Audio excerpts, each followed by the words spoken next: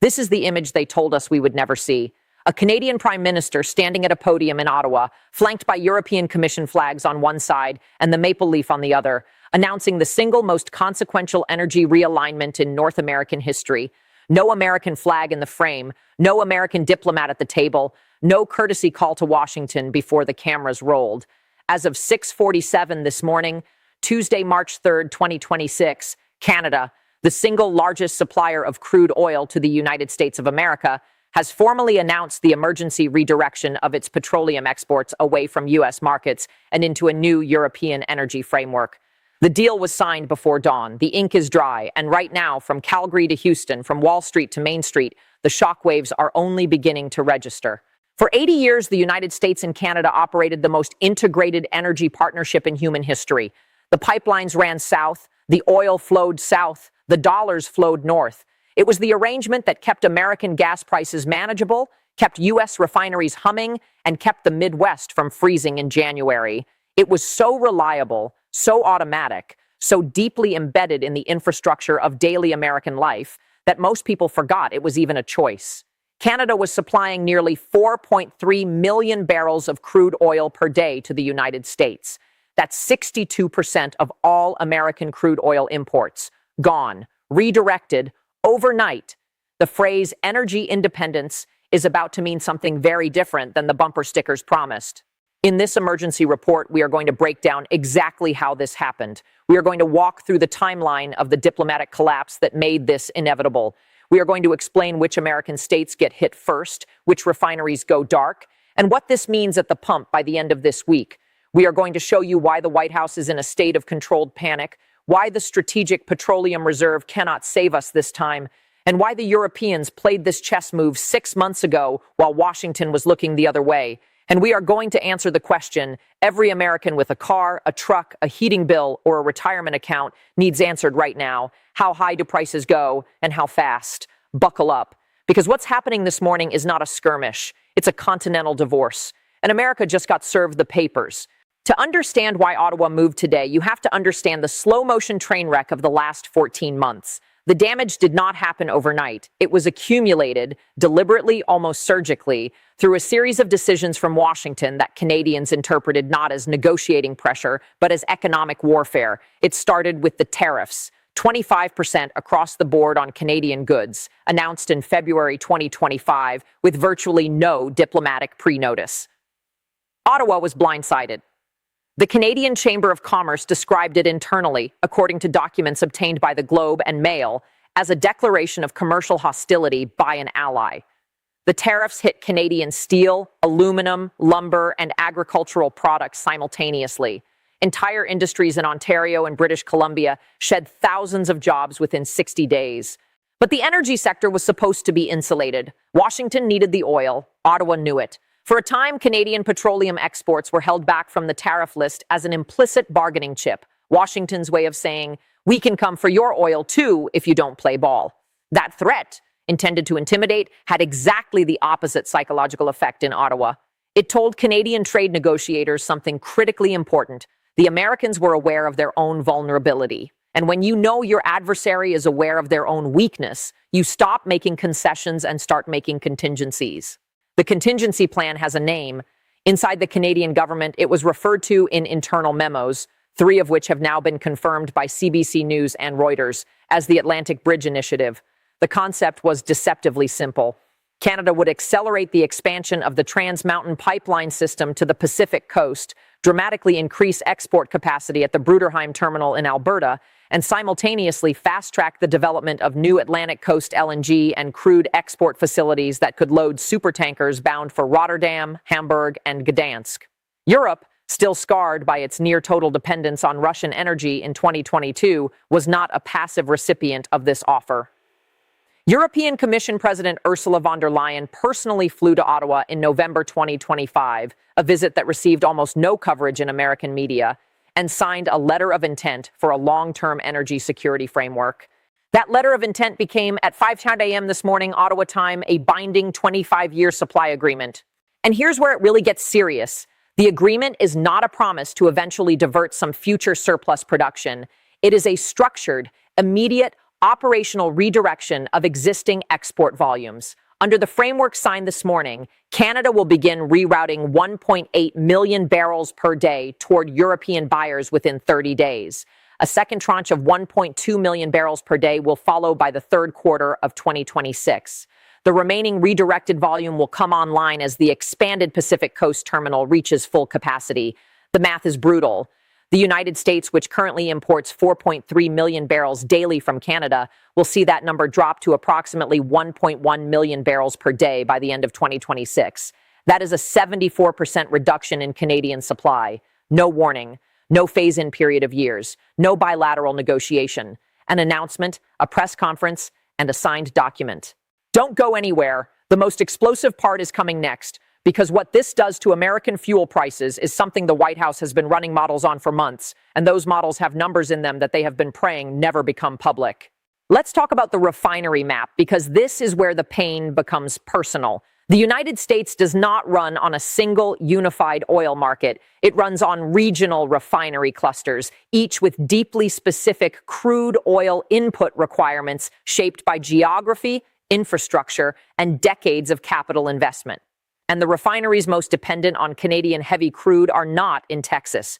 They are in the Midwest. We are talking about the PADD2 refinery district, the industrial heartland of the country.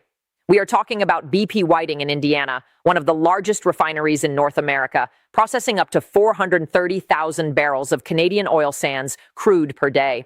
We are talking about the Marathon refinery in Detroit, the ExxonMobil facility in Joliet, Illinois, the Phillips 66 complex in Wood River. These are not facilities that can simply switch crude types over a weekend. Canadian oil sands crude, the so-called heavy sour crude from Alberta, requires specially configured cokers, hydrocrackers, and sulfur recovery units that took billions of dollars to build specifically for that feedstock. You cannot run West Texas Intermediate or Saudi Light crude through those systems without a multi-year retrofit. The refiners know this. The traders know this. And this morning, every single one of them started doing the same calculation simultaneously. How long can we run on storage before we have to cut throughput? The answer, according to a source with direct knowledge of the current inventory positions at 3 of the affected facilities, is somewhere between 19 and 34 days at current operating rates. After that, refineries begin running at reduced capacity. Reduced capacity means reduced gasoline output. Reduced gasoline output in the most densely populated, most car-dependent region of the continental United States means one thing: prices spike. Industry analysts at Wood Mackenzie, in an emergency assessment circulated to clients at 7:30 this morning, and since leaked to Bloomberg, project that Midwest retail gasoline prices could increase by 0.78 to 1.42 per gallon within the next 21 days. That is not a forecast. That is a floor estimate based on the assumption that the federal government moves immediately and aggressively to intervene. If Washington moves slowly, or if it moves politically rather than logistically, the ceiling estimate in the same document is $2.11 per gallon above current prices. For a family filling up a pickup truck 3 times a week, that is an additional $90 to $170 per month coming directly out of their pocket by Easter. The White House was not blindsided this morning. They knew this was coming. According to a former National Security Council official who spoke on Background to Politico, the Canadian redirection plan was first flagged in a classified intelligence assessment in September 2025. The assessment described it as a credible medium-term economic countermeasure that could be activated with minimal operational lead time given existing pipeline infrastructure. The White House National Economic Council ran modeling on the price impact in October. The president's chief energy advisor presented a briefing in November, warning that without a tariff rollback or compensatory trade framework, Canada would exercise its export optionality within 18 months. The president reportedly dismissed the briefing, saying, according to 2 people in the room, that Canada would never do it. They did it. The dismissal is now a catastrophe. And here's where it really gets serious, because the administration's Plan B, the Strategic Petroleum Reserve, is not the lifeline it once was. The SPR currently holds approximately 351 million barrels of crude oil, down from its historic high of 727 million barrels before the emergency drawdowns of 2022 and subsequent releases. That sounds like a large number. It isn't. Total U.S. crude oil consumption runs at approximately 20 million barrels per day. The Canadian supply shortfall, at its projected peak, will create a deficit of roughly 3.2 million barrels per day in heavy crude availability.